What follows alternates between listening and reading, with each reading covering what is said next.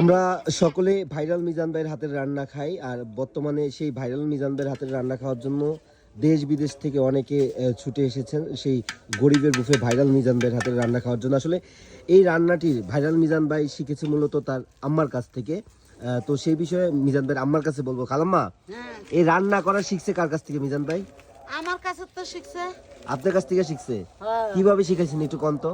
কইতাম যে ডাল দিয়া টমেটো দিয়ে রান্ধিস, কিবা মাছ দিয়া এই দুগা শাক দিয়ে রান্ধিস, এরে ভেঙে দিতাম হলো এনে রে কইতাম এমনি তো এমনি রান্ধিস। মানে আপনি এগুলা মানে আপনি এই দায়িত্ব দিয়ে কোথায় চলে যেতেন? গার্মেন্টস। ও, কাজে যাইতেন তখন? গার্মেন্টস 18 বছর গার্মেন্টস করছি, 18 বছর, 1 মাস আর 2 মাস না গার্মেন্টস না।